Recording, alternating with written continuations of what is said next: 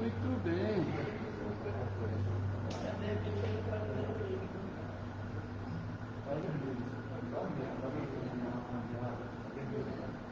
Mas já testou certo ponto de essa coisa, e aí funciona normalmente. Eles dois ficam se batendo, né?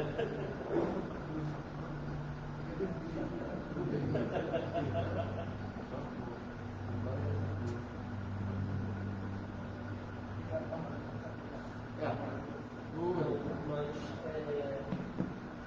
pois é, não está dando controle por nada, né? Não está dando tiroteio nem nada disso.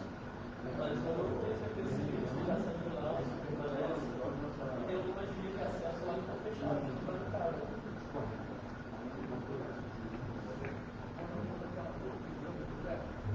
Ah, onde vocês têm?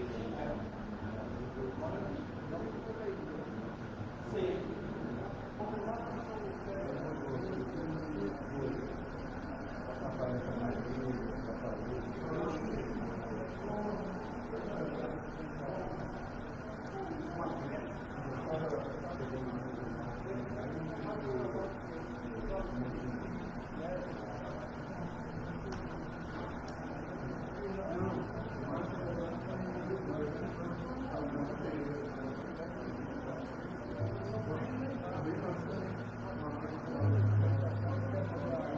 Fala, Tomás, tudo bem, cara?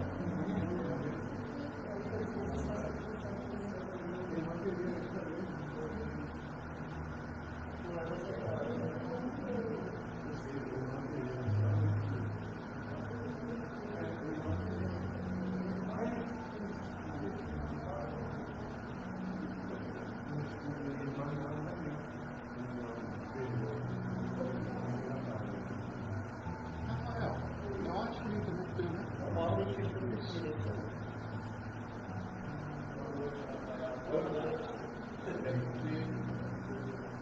Estudar um pouco de literatura.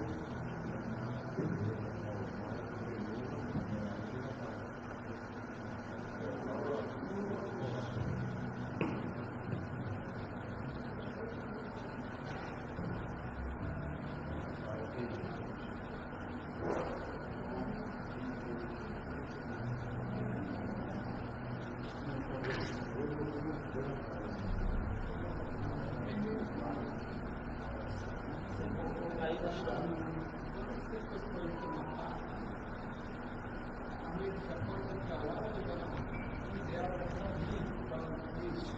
Pode não sair na letra.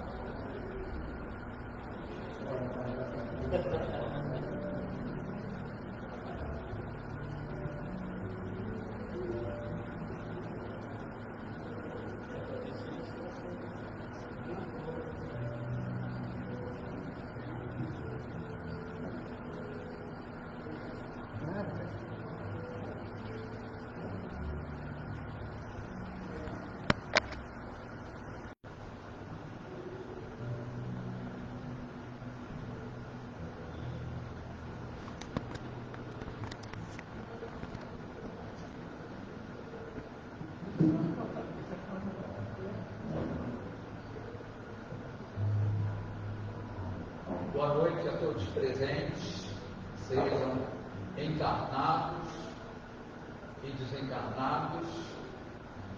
Então vamos iniciar mais uma noite de estudo, mais uma noite que teremos para reflexionar através da palestra de hoje. E hoje temos a grata satisfação de receber o nosso amigo, companheiro, Rafael Câmara, da Ordem Espírita de Cecília, e nos falará sobre o Evangelho segundo o Espiritismo, capítulo 5, itens 12 e 13, motivos de resignação. Então, inicialmente, nós vamos fazer a leitura de uma página, logo após a prece, e em seguida daremos a palavra ao nosso irmão. Do livro Pão Nosso, item 87, pondera sempre.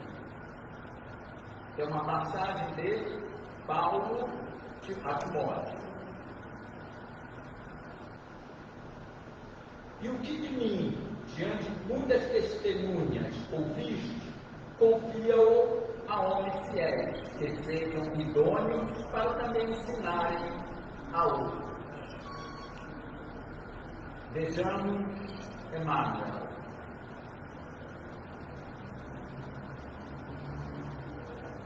Os discípulos do Evangelho, no espiritismo cristão, muitas vezes evidenciam um insofreável entusiasmo, ansiosos de entender uma fé renovada, contagiosa e ardente. No entanto, semelhante movimentação mental exige grande cuidado, não só que assombro e admiração não significam elevação interior, como admiração não significam elevação interior, como também porque é indispensável conhecer a qualidade do terreno espiritual a que se vai transmitir o poder do conhecimento. Claro que não nos reportamos aqui ao ato de semeadura geral da verdade reveladora, nem a manifestação da bondade fraterna que traduzem nossas obrigações naturais na ação do bem, encarecendo, sim, a necessidade de cada irmão governar o patrimônio vital das espirituais recebidas do plano superior, a fim de não relegar valores celestes ao menosprezo da maldade e da ignorância. Distribuamos a luz do amor com os nossos companheiros de jornada. Todavia, defendamos o nosso íntimo santuário contra as arremetidas das trevas. Lembremos-nos de que o próprio Mestre reservava missões diferentes para as massas populares e para a pequena comunidade dos aprendidos. Não se fez acompanhar por todos os discípulos na transfiguração do amor, na última ceia. Aguarda a ausência de Judas para comentar as angústias que sobreviriam. É necessário atentarmos para essas atitudes do Cristo, compreendendo que nem tudo está destinado a todos. Os espíritos enobrecidos que se comunicam na esfera carnal adotam sempre o critério seletivo, buscando criaturas idôneas e fiéis, habilitadas a ensinar aos outros. Se eles, que já podem identificar os problemas com a visão iluminada, agem com prudência nesse sentido, como não deverá vigiar os discípulos que apenas dispõem de olhos corporais? Trabalhemos em benefício de todos, entendamos os laços fraternais, compreendendo, porém, que cada criatura tem o seu degrau na infinita escala da vida. Diante dessa página, vamos unir os nossos corações, nossos sentimentos, em agradecimento, primeiramente, ao Pai, a Deus, por nos ter concedido o dom da vida. Agradecemos pela encarnação atual, momento em que seguimos o preceito maior trazido por Jesus, o amar ao próximo como a nós mesmos, certamente estaremos ganhando recursos para seguirmos em frente em busca da verdadeira felicidade, que só encontraremos em mundos celestiais, mundos esses que todos nós, sejamos encarnados ou não, ou desencarnados, iremos certamente um dia conquistar. Os benfeitores de luz da Casa de Bezerra de Menezes, que previamente prepararam esse ambiente para que nós, encarnados, realizássemos essa nossa singela reunião, possam amparar o nosso irmão Rafael Câmara, que nos falará sobre o tema, e que a luz possa envolver a todos nós, e que possamos receber as informações, e que essas informações possam chegar aos nossos corações. Que Deus nos ilumine e que sua paz envolva cada um de nós. Que assim seja, graças a Deus. Então, Rafael Câmara, fique à vontade.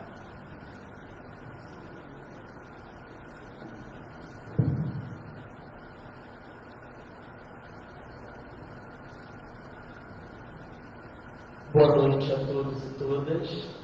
Que a paz do Mestre Jesus nos envolva. É com muita alegria que a gente inicia mais uma atividade de reflexão à luz da doutrina espírita.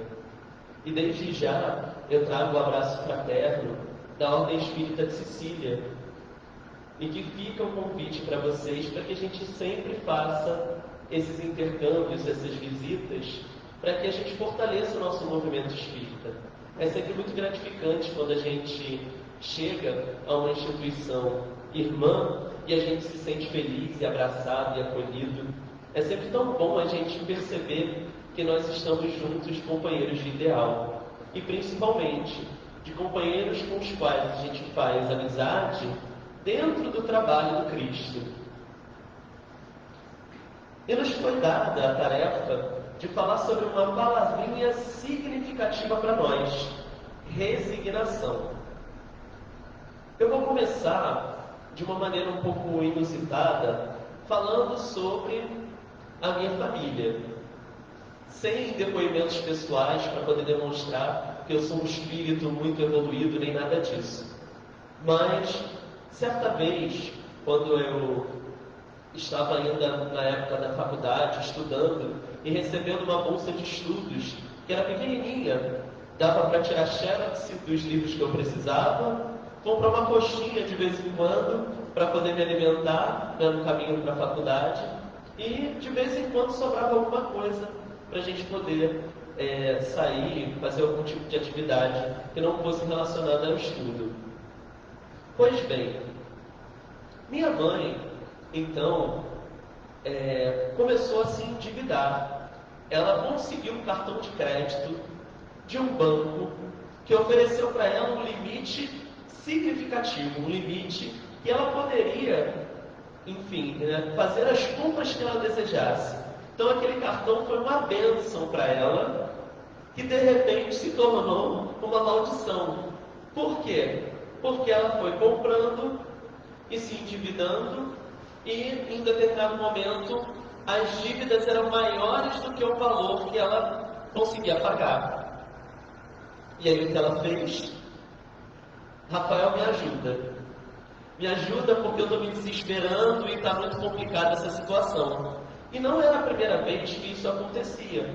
Geralmente, quando ela se endividava bastante, a gente sentava, fazia contas detalhadas do que ela precisava fazer para economizar, para conseguir pagar as suas dívidas. Mas dessa vez, mesmo fazendo todos os cálculos, apertando aqui e ali, é impossível que ela conseguisse pagar as dívidas. E, como a gente sabe, um cartão de crédito geralmente gera juros abusivos, juros que são complicados. Então, qual era a solução? Bom, eu, então, me comprometi a auxiliar a minha mãe no pagamento dessa dívida com uma condição. E essa condição não tinha porém ou uma cláusula que desse margem para uma exceção. A gente viveria uma situação mais apertada ao longo de alguns meses, eu auxiliaria com a bolsa que eu recebia, mas aquele cartão de crédito, ele seria retirado da vida da minha mãe. E ela, de uma maneira muito penosa, aceitou essa condição, que aquele cartão de crédito fosse retirado justamente para que ela não pudesse recorrer a ele e se endividasse novamente. Que daqui a algum tempo, quem sabe, com uma organização financeira mais adequada, ela poderia novamente alçar voos e conseguir créditos, não é? Mas provavelmente a gente pediria um cartão que não tivesse essa quantidade grande de créditos que ela pudesse utilizar, e sim algo que fosse ali básico, para que ela pudesse utilizar em uma situação de emergência. E assim foi feito. A dívida dela foi paga ao longo de algum tempo, com bastante esforço, com bastante cuidado, e o cartão ele foi cortado com tesoura, para que a gente nem sentisse a tentação de utilizá-lo, por mais difícil que estivesse. E assim, minha mãe também falou, mas esse valor que você vai me ajudar, depois eu pago a você. E eu falei assim, não, você está com dívidas com o cartão e não é comigo. Eu sou seu filho, você não tem dívida comigo. De certa maneira, mal comparando, a gente pode dizer, eu sei que eu fui um pouquinho duro com a minha mãe nesse momento, mas a gente pode dizer que em determinadas situações, é assim que a nossa consciência faz com que a gente perceba as dívidas que a gente adquire ao longo da existência. De certa maneira, essa é a ferramenta que Deus nos dá para que a gente possa perceber os enganos em que a gente acaba entrando, nas armadilhas que acabam nos prendendo, nos capturando. Então a gente precisa refletir um pouquinho sobre isso para poder compreender que o cartão de crédito da vida, que às vezes nos é tirado, aquele recurso extra que a gente é capaz de ter em determinado momento, e aí a gente pode imaginar isso como metáfora para diversas coisas, não somente para bens materiais, mas para as questões de saúde, para as questões psíquicas, para as questões de relacionamento interpessoal, para as relações de trabalho. A gente pode pensar que esses créditos que nos são dados, eles podem ser retirados justamente para que a gente não se complique. E aí o que acontece com a gente? Quando esse cartão de crédito da vida nos é retirado, quando em alguma encarnação a gente se encontra em uma situação que é um pouco mais desafiadora, a gente se revolta. E a gente pensa que Deus não é justo conosco. Seria como se minha mãe ficasse revoltada e batesse o pé dizendo que queria o cartão de volta. Que ela ficasse chateada com essa situação. Mas é assim que nós agimos muitas vezes. Ao nos encontrarmos em uma situação complicada, ao percebermos que a gente está sem créditos, a gente vai lá e se revolta. E diz que Deus não é bom, que Deus não é justo, ou que Deus não existe. Que Ele nos colocou nessa situação, porque provavelmente Ele não é, como diz o Livro dos Espíritos, infinitamente justo e bondoso. Ele, na verdade, provavelmente é um ser cruel, que nos castiga a todo momento. Então é preciso que a gente dê alguns passos atrás e reflita sobre essa situação. Porque a nossa existência, ela é toda baseada em um empréstimo. Já pararam para pensar nisso? O nosso corpo físico, ele é um empréstimo de Deus para que a gente consiga vivenciar situações, para que a gente consiga adquirir determinadas experiências, para que a gente consiga resgatar determinadas coisas que nós deixamos perdidas em outras existências. E aí a gente ganha um corpinho físico perfeito e adequado à condição que a gente precisa passar. Obviamente, às vezes a gente também se sente um pouquinho mal ao olhar no espelho e não perceber aquilo que a gente gostaria de ver. Mas de repente você gostaria de ter mais cabelo, não sei. De repente você gostaria de ter um corpo físico que fosse, vamos dizer assim, mais ligado aos padrões estéticos de beleza. Mas não é isso que é necessário para você. O seu corpinho físico foi pensado pela espiritualidade e moldado justamente para que você pudesse viver plenamente e adquirir uma nova lição. E aí o que você faz? Se revolta com o seu corpinho. E de repente você nasce em um núcleo familiar que tem os seus desafios, as suas problemáticas, mas que também é capaz de te dar os ensinamentos necessários para que você consiga se desenvolver espiritualmente falando. E aí a gente pensa que a nossa família é muito difícil, que a gente tem um relacionamento complicado, que aquela pessoa do nosso núcleo familiar é desafiadora, que essa família não serve pra gente. E aí de novo vem a revolta, vem a mágoa, vem o ressentimento, em que a gente não compreende por que nós somos colocados nessa situação. E de repente a gente também não está muito feliz com o recurso financeiro que a gente tem.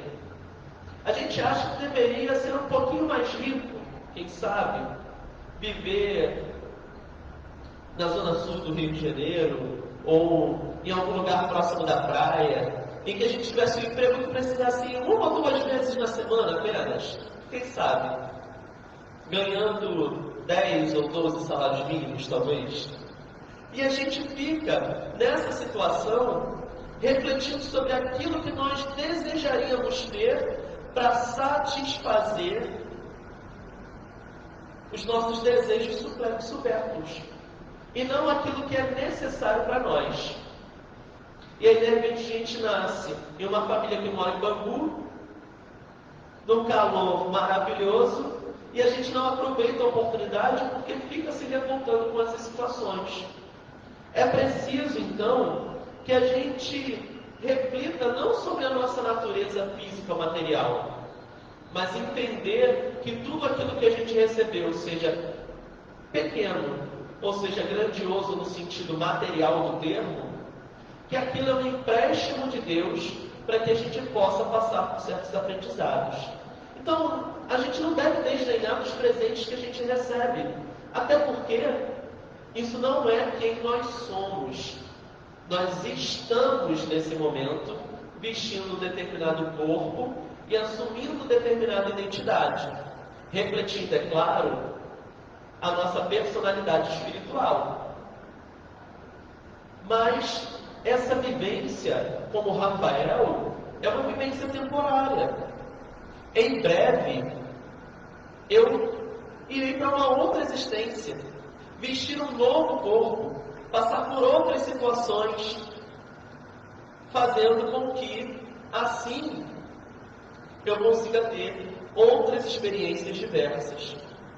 E assim eu vou me engrandecendo, galgando as etapas de evolução. O que a gente precisa fazer então? A gente precisa utilizar essa palavrinha-chave que nós dissemos no começo. Resignação. A gente precisa ter um olhar diferenciado sobre a nossa existência. Observar o que está à nossa volta para compreender quem nós somos de verdade. Porque, se a gente parar para pensar na família que nós temos, nos bens materiais que nós possuímos, no tipo de dons, né, e talentos que nós demonstramos, nas convivências que nós temos no trabalho, ou nos momentos de lazer, os amigos que nós construímos pelo caminho, a gente vai conseguir responder aquilo que nós fizemos nas encarnações passadas, sem recorrer àquela terapia que faz com que a gente lembre, né, o que não é recomendado, que faz com que a gente lembre o que nós fizemos em outra existência. Basta a gente perceber o que nós temos aqui, aí a gente vai entender. Isso vai fazer com que a gente perceba também o nosso potencial, o que nós podemos receber e que lições nós poderemos ter nas outras existências. Resignar-se não significa dizer assim, ok, então eu tenho essa família turbulenta, eu tenho essa família complicada, eu tenho esses bens materiais que não são o suficiente segundo o meu ponto de vista, mas eu tenho que aceitar isso. Eu tenho que aceitar esse salário, eu tenho que aceitar essa família. Não é exatamente isso. Resignar-se, segundo a doutrina espírita, é justamente compreender tudo aquilo que você recebeu e o porquê você recebeu. Nada impede que você busque também uma melhoria, tanto do seu padrão de vida, quanto do seu relacionamento familiar, quanto na sua relação, nas suas relações de amizade, aquilo que você deseja modificar, se você acha que é nocivo, sem ferir os seus irmãos. No entanto, o que acontece é que nós deturpamos a palavra resignação, e aí a gente fica em dois polos muito distantes daquilo que a doutrina espírita coloca para nós. Em um polo está a revolta, o ódio, a mágoa por aquilo que nós temos. E no outro está a aceitação plena de tudo que nós temos, sem refletir sobre aquilo.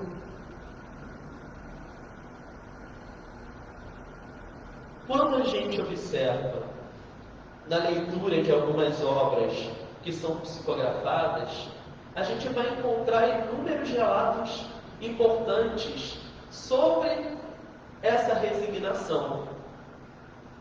A gente lembra de uma obra chamada Deficiente Mental, porque fui um, sem entrar nas querelas, e discussões relacionadas diretamente ao tema do livro, mas lá há um relato de inúmeros espíritos explicando inúmeras motivações diferentes pelo fato de eles terem nascido em uma existência com um corpo físico e mental diferente, diverso daquilo que nós, com os olhos materiais, consideramos que é normal.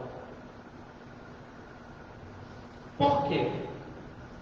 Lá tem um relato de uma jovem que ela vivia um relacionamento que os pais não aceitavam.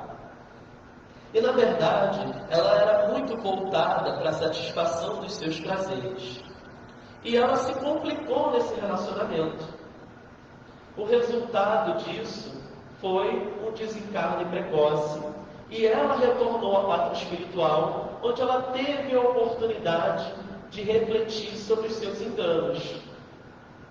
E na outra encarnação, por escolha dela, e por escolha também dos seus mentores, ela nasceria em um núcleo familiar que daria um apoio, um suporte para ela, para que ela pudesse sentir o amor e ela pudesse compreender o que é nascer em um corpo diferente. Como a gente disse, né? Diferente no sentido que os olhos materiais conseguem perceber, porque na verdade aquilo era uma oportunidade.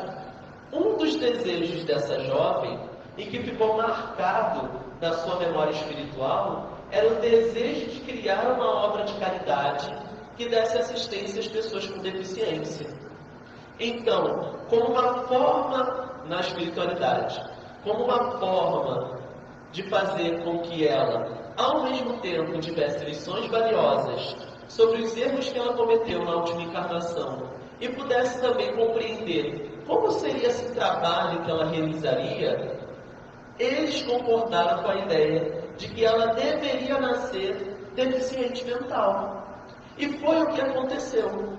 Ela nasceu com inúmeras problemáticas, mas os pais estavam prontos para dar toda a assistência necessária. E em um determinado tempo de vida, ela vem a desencarnar devido às debilidades que ela possuía, de uma maneira precoce também. E aí a gente vai falar sobre a terceira encarnação. Ela vem, como também uma jovem, com um desejo especial de auxiliar os outros. Em um determinado percurso da vida, ela se torna uma freira.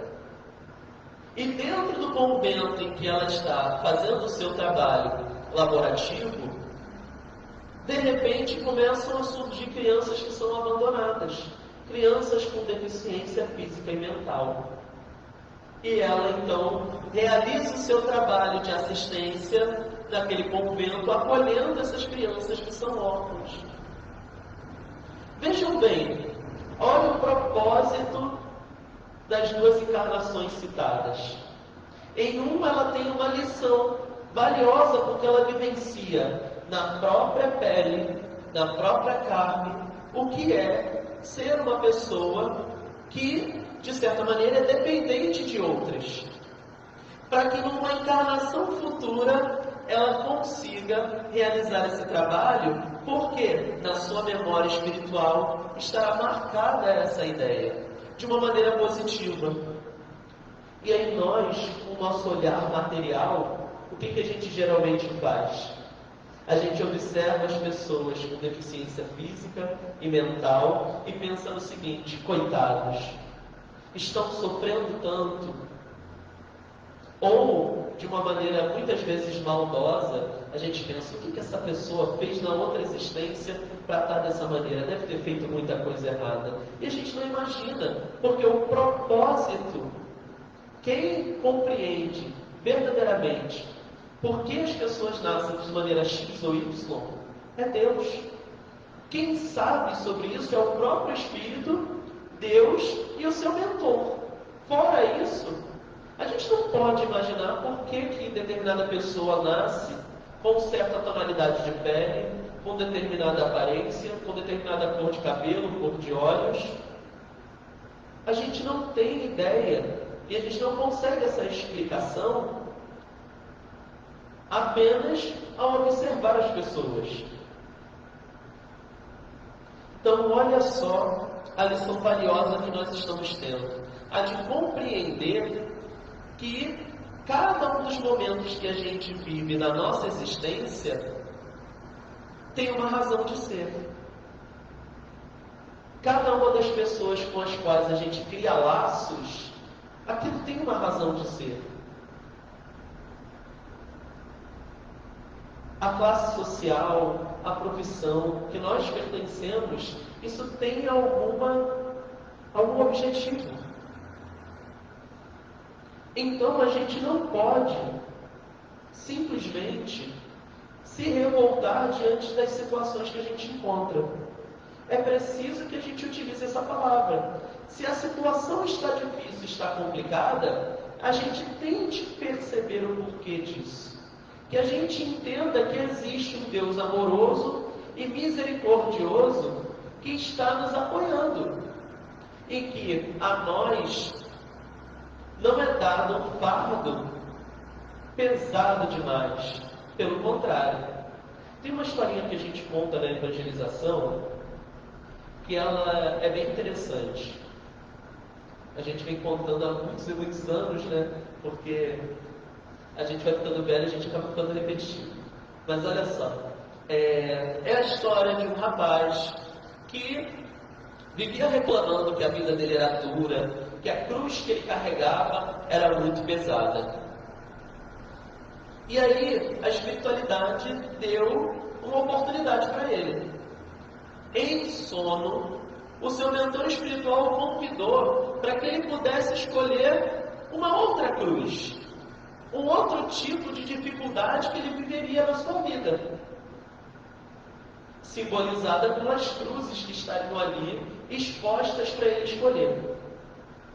E aí ele foi andando e viu cruzes finas, cruzes grossas, cruzes longas, cruzes mais curtas, até que ele parou em uma, ele pensou assim, também não vou, né, me aproveitar da espiritualidade. Ele viu ali uma cruz, que ele pensou assim, essa aqui é leve, mas não é tão leve assim, né? Essa daqui está fácil de carregar. Acho que eu consigo levar essa. Ele falou, mentor, acho que essa daqui dá para mim. Acho que essa eu vou conseguir levar. Meu mentor, ué, mas essa é a cruz que você já estava levando. É preciso que a gente entenda essas situações. É preciso que a gente perceba que tudo aquilo que nós temos na nossa existência é merecimento nosso. Obviamente que nós estamos falando aqui de situações que envolvem a nós mesmos. Muitas vezes a gente também acaba colocando em determinadas situações o peso de outras encarnações.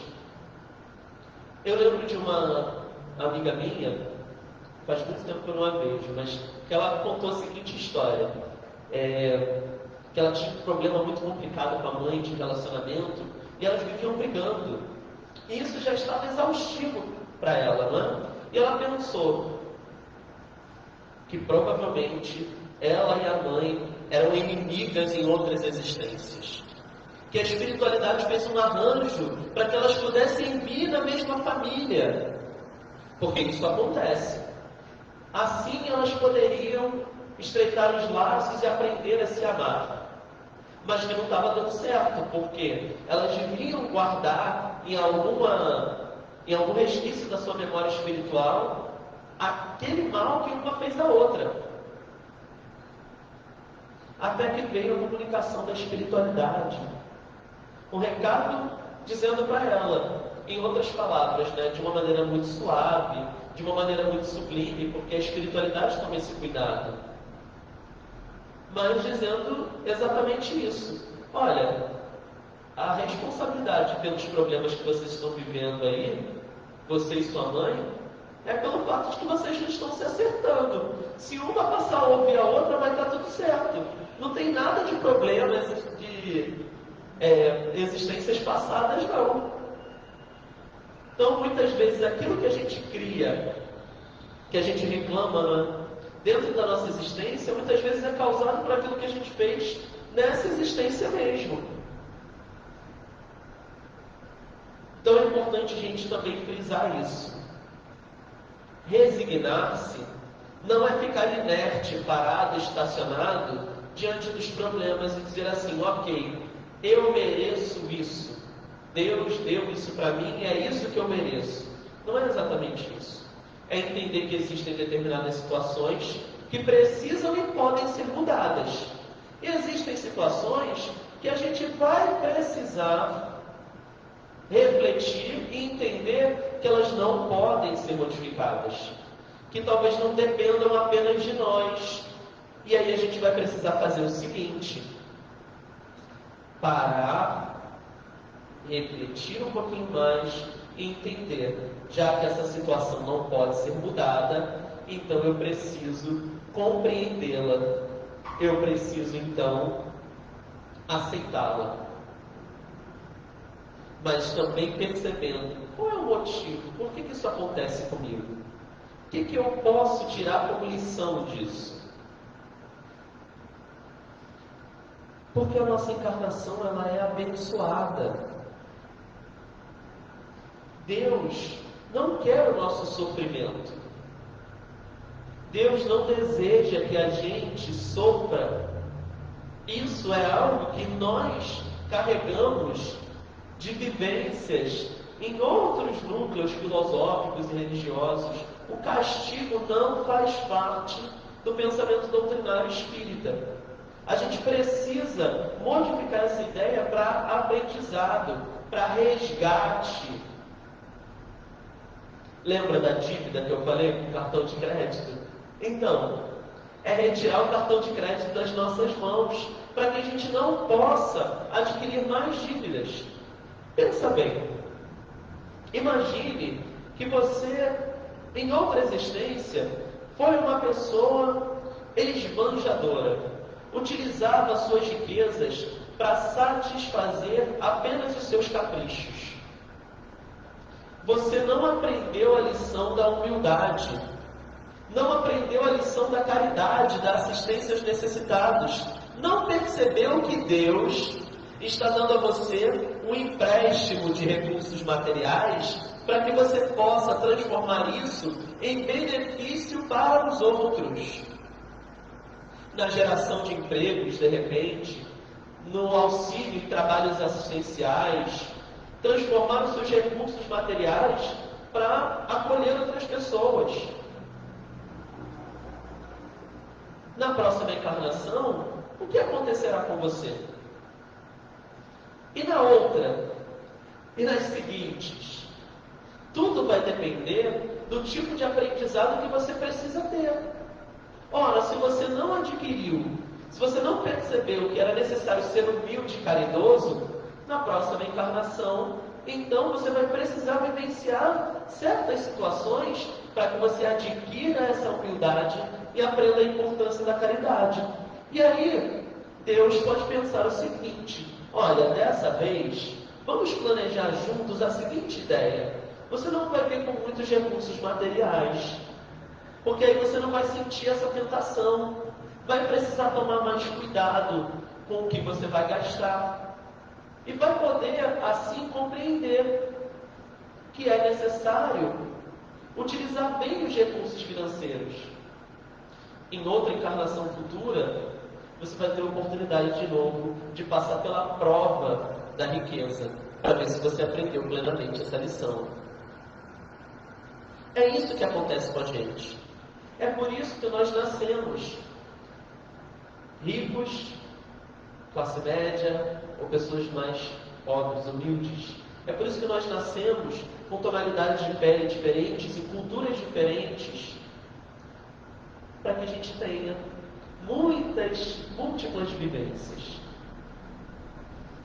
E assim, a gente consiga, espiritualmente falando, nos engrandecer. Porque a gente vai começar a compreender de uma maneira muito mais ampla a obra da criação. Mas sabe o que acontece com a gente? Joana de Ângeles, quando ela fala de resignação, ela diz o seguinte: nunca te superestimes no comportamento social, acreditando que estás assinalado para o sucesso que te aguarda com facilidade. Por que ela fala isso? Porque normalmente nós nos superestimamos.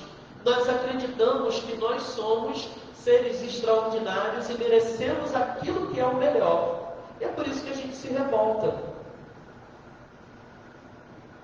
E geralmente a gente faz o seguinte, né? A gente faz promessas. Olha, Papai do Céu, se eu ganhar na loteria, eu vou ajudar tanta gente. E quando a gente vê, está com a conta bancária cheia e não ajudando praticamente ninguém.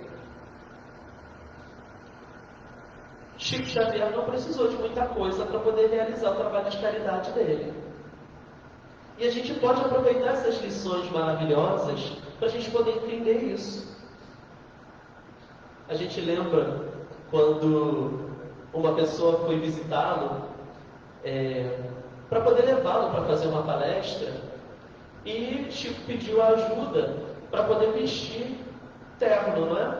E aí ele abriu o guarda-roupa de Chico e só tinha um terno, o único terno que ele usava. Eu falei: mas Chico, você só com um terno? Ele disse: mas irmão, eu só tenho um corpo. É preciso que a gente entenda: os bens materiais que a gente possui são essenciais para que a gente viva. São essenciais para que a gente viva uma vida material.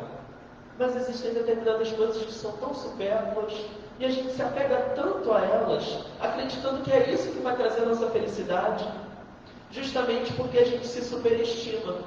A gente acha que a gente merece muito mais do que aquilo que a gente recebe, sem observar o nosso passado, sem observar quem nós somos nas existências anteriores.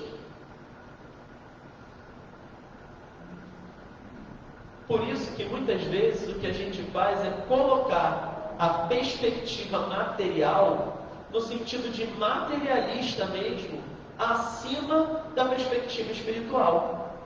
Porque se a gente vivesse plenamente com as verdades espirituais que a gente já recebeu, fresquinhas na nossa memória, refletindo sobre isso todos os segundos da nossa vida, a gente não tomaria certas atitudes. A gente entenderia por que nós estamos em determinado emprego, por que nós estamos passando por certas situações. E a gente reclamaria muito menos. Ou talvez nem reclamaria. Mas a gente não vive como se a reencarnação existisse. A gente vive como se, no pior sentido, a gente vive como se essa nossa vida fosse a última. E por que eu digo no pior sentido? Porque viver plenamente, segundo a doutrina espírita, tem uma outra perspectiva. Viver em plenitude é você aproveitar o tempo que te é dado para fazer tudo aquilo que é necessário e essencial para todas as pessoas à sua volta. É você estreitar laços com seus familiares, aproveitando todas as lições valiosas que você consegue receber e retirar deles. É aproveitar as oportunidades de trabalho para você ter inúmeros aprendizados diferentes nas mais diversas instâncias do pensamento humano. É você observar a natureza e contemplar a obra da criação e entender que verdadeiramente Deus é amor. Mas a gente acha que viver em plenitude é se entregar aos nossos prazeres fáceis, se entregar aos devaneios e às ilusões. E aí a gente vai acabar se encontrando exatamente como o filho pródigo, que percebeu todo o engano que ele havia cometido e aí volta à casa do pai, pedindo que pelo menos a gente volte a ser servo e receba pelo menos alguma coisa, para que a gente consiga viver o mínimo. E aí o nosso Pai é tão bondoso, tão amoroso, que faz um banquete de luz para nós e nos recebe de volta ao lar como um filho que retorna. Mas está a gente reclamando de novo. Isso se a gente não faz também como o outro filho, que não é um pródigo, né? O irmão, que ao final diz o seguinte: mas pai, eu não saí de casa, eu não me aventurei por aí, eu não fiz nenhuma besteira, pelo contrário, fiquei aqui do seu lado o tempo todo e eu não recebi nenhuma festa. Ah, a inveja, como ela é um mal que nos consome. Muitas vezes nós fazemos essa barganha com Deus. A gente fala: mas Pai do céu, eu trabalho tanto na casa espírita. Olha lá, estou fazendo palestra no Bezerra de Menezes. Eu estou varrendo o centro, estou cuidando ali da assistência. Eu dou passe. Por que isso está acontecendo comigo? Por que eu estou passando por tanto problema? Não é possível. De novo, um olhar material sobre as coisas. A gente não percebe que a gente está dentro do trabalho espírita justamente para a gente se fortalecer, porque essas problemáticas provavelmente a gente vivenciaria estando no centro espírita trabalhando ou não. Mas aí, trabalhando na casa espírita, a gente consegue fortalecer a nossa fé, a nossa esperança, o nosso desejo de dias melhores. E a gente vai se renovando, mas a gente não percebe isso. Então a gente deixa a balança do materialismo, né, o lado da balança do materialismo, falar muito mais alto. Isso, gente, envolve não só as questões pequenas. A gente está falando sobre a nossa vida pessoal, mas a gente pode levar isso para um outro ponto, para um outro patamar. Pensem bem, as problemáticas que a gente vivencia agora em relação às questões ambientais. o quanto a gente sofre com alagamentos, com as mudanças bruscas de tempo, o quanto que a gente percebe de desastres ambientais que ocorrem pelo uso abusivo que fizemos dos recursos naturais. E aí, por que eu falo que fizemos? Obviamente que a gente está dentro de uma estrutura social em que grandes empresários acabam utilizando mal os recursos naturais. Mas será que nós já não estivemos nessa posição também? Será que nós também não aproveitamos mal essa oportunidade? E será que esses problemas que nós estamos vivenciando de maneira coletiva, eles não precisam ser resolvidos de maneira coletiva também? Então reparem, é a resignação, porque a gente precisa entender por que isso está acontecendo. E a ação para que a gente possa mudar, porque isso pode ser mudado. Agora está tendo um debate significativo internacional por conta das situações de opressão que foram vivenciadas pelos países do continente africano, quando, há séculos atrás, os países europeus enriqueceram significativamente. Por quê? Porque invadiram os países africanos e escravizaram pessoas. E agora está sendo cobrada essa dívida da escravidão. Vejam bem, isso é a percepção de que essa problemática precisa ser resolvida de uma forma coletiva. Vamos lembrar de uma situação que a gente encontra, na verdade de um texto muito interessante, que fica no livro O Céu e o Inferno. A gente ama o Evangelho segundo o Espiritismo e o Livro dos Espíritos, mas a gente não costuma se debruçar muito em outras obras da codificação. Então a gente aproveita a oportunidade para poder citar aqui o livro O Céu e o Inferno, porque tem um trechinho que a gente chama de... A gente não, né? Kardec chamou de o Código Penal da Vida Futura.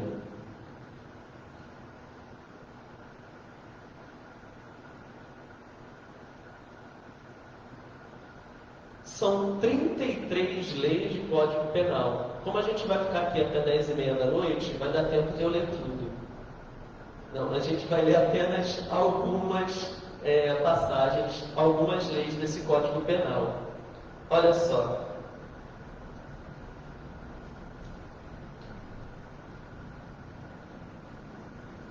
O item número 9 desse Código Penal diz o seguinte: toda falta cometida, todo mal realizado é uma dívida, entre aspas, contraída que deverá ser paga. Se não for em uma existência, ser-lo-á na seguinte, ou seguintes, porque todas as existências são solidárias entre si. Aquele que se quita numa existência não terá necessidade de pagar uma segunda vez.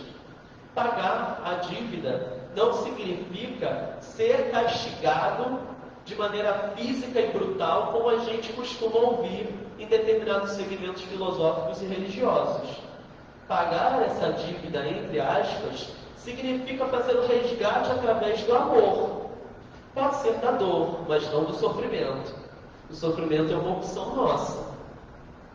Mas esse resgate acontece para pagamento dessa dívida justamente para que a gente consiga estreitar mais laços com os nossos irmãos e compreender cada vez mais as leis divinas. É a lei de ação e reação funcionando, com justiça, mas com amor também.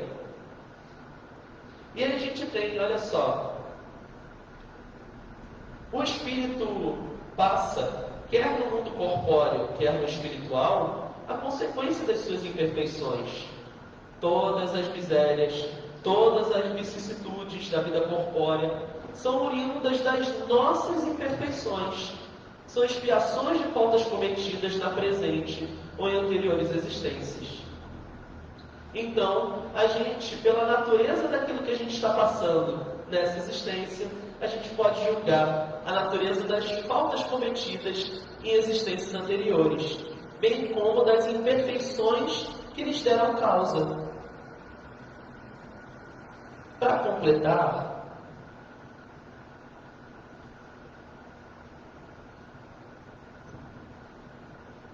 Kardec é muito caridoso com a gente, porque ele pega todas as leis e resume na número 33, em que ele diz o seguinte: ponto 1.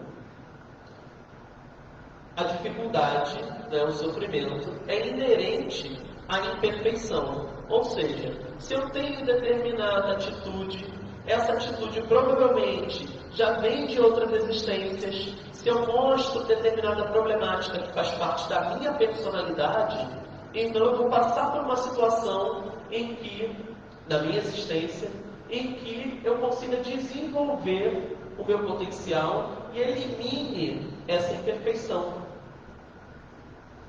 Toda imperfeição, assim como toda falta que dela resulta, traz consigo o próprio castigo em suas consequências naturais e inevitáveis. Kardec utiliza a palavra castigo para o nosso entendimento, para que a gente consiga entender exatamente o que ele quer dizer, sem que a gente pense naquela perspectiva pesada, do castigo físico, doloroso, pesado. Então, a problemática decorre dos excessos e o tédio da ociosidade, sem que haja necessidade de uma condenação especial para cada falta ou indivíduo. O que ele está dizendo? A lei de ação e reação é uma lei da natureza. Ela vai acontecer quer a gente queira ou não. Como todo homem pode libertar-se das imperfeições, desde que o queira, pode igualmente anular os males consequentes e assegurar a sua felicidade futura. A cada um, segundo as suas obras. Logo, o que a gente consegue perceber ao longo dessa reflexão da noite é justamente esse ponto. Nós recebemos coisas de acordo com as obras que nós construímos. Não dá para a gente querer um palacete se a gente construiu um casebre. Não dá para a gente desejar uma escultura magnífica se a gente não tem habilidade para poder fazer. É preciso que ao longo das nossas existências, ao longo das nossas vivências, a gente vai construindo essa positividade necessária, que nós já temos dentro de nós. À medida em que nós vamos cometendo atos que são negativos, as consequências, elas virão para que a gente possa ter aprendizados. Logo, é essencial que a gente entenda a nossa jornada enquanto espíritos.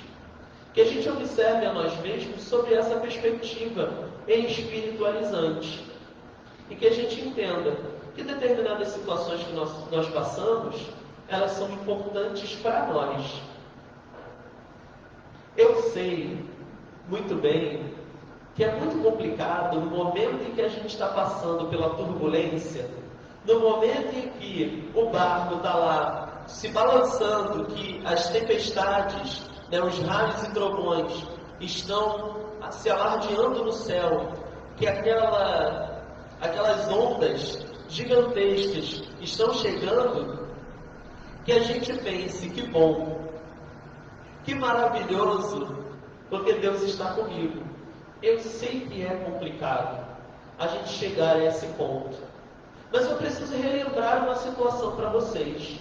Provavelmente, nós já passamos por outras tempestades, já passamos por outras problemáticas, e com certeza após a tempestade, quando a gente percebeu que a situação estava mais tranquila e que a gente foi capaz de manejar o barco, que a gente percebeu que Jesus estava ao nosso lado, nos guiando, a gente foi capaz de dizer: nossa, eu saí bem mais fortalecido dessa situação. Nossa, agora observando o que aconteceu lá atrás, quanta coisa eu já aprendi. Olha só como é que eu sou uma pessoa diferente agora. Que a gente lembre desse momento, para que na próxima tempestade, na próxima turbulência, a gente tenha confiança de que Jesus está ao nosso lado, nos guiando, que a gente vai ser capaz de passar por essa tempestade, porque nós temos tudo que é essencial da nossa existência, e que a gente tenha certeza. Quando a gente pensa em Deus, quando a gente observa a trajetória do Cristo, e a gente pensa que o Cristo é um Espírito puro, perfeito, que é o ser mais puro que já pisou sobre a face da terra, a gente não para pensar que Jesus já foi alguém como nós. Porque nós estamos passando por uma trajetória evolutiva. Estamos muito longe de alcançarmos a evolução de Jesus, né, desse espírito crístico. Mas ele já passou por essas situações. Ele também já foi um ser imperfeito, entre aspas, né, como nós. Ele já cometeu determinados equívocos. E ele já passou pelas situações que nós estamos passando. Isso significa que quando a gente diz que Jesus é o nosso guia, Ele está do nosso lado, nós queremos dizer que Ele entende muito bem o que nós estamos passando. É como se, na analogia usada também por Kardec, Ele tivesse passado por todo um caminho tortuoso e complicado, em situações perigosas que Ele mesmo se colocou também, e Ele venceu essas situações. E agora, Ele escalou uma montanha muito difícil. No alto dessa montanha, Ele está lá, observando, sentindo a brisa fresca, conseguindo ver a paisagem logo abaixo e o sol o aquecendo. E Ele está ali, olha, no alto dessa montanha, observando a gente fazendo a mesma trajetória. E sendo capaz de nos guiar, dizendo que é melhor evitar esse lugar, porque ele é perigoso. É melhor passar por esse riacho, porque ele não tem animais selvagens. E assim ele vai nos auxiliando. Se a gente for capaz de ouvir, a gente vai entender que toda essa trajetória é necessária. Porque ao final, a gente também vai ser capaz de respirar o ar puro, de observar a paisagem, de sentir o sol nos aquecendo, e tendo esse irmão maior nos acolhendo, nos orientando sempre. Então que Ele possa nos abençoar e que a gente possa utilizar a palavrinha resignação, que é valiosa para nós em todos os momentos da nossa vida. Que a gente possa compreender que nós temos um propósito, que a nossa vida não é feita em vão, que nós não somos obra do acaso, e que cada uma das situações que a gente vive, a gente consegue tirar lições valiosíssimas. Que Jesus nos abençoe e nos ajude a ter esse olhar.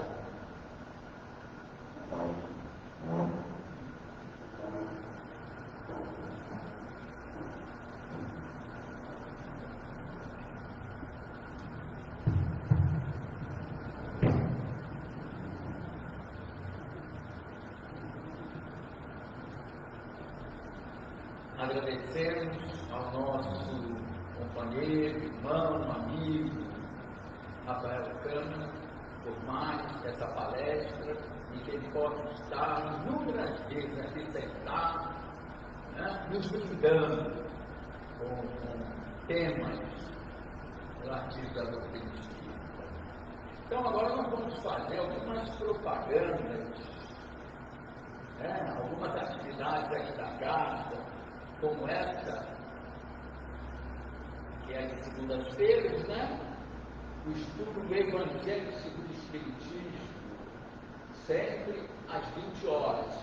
E às quarta-feiras, nós temos o Livro dos Espíritos. E na próxima quarta, dia 13, o tema será Uniões Antipáticas.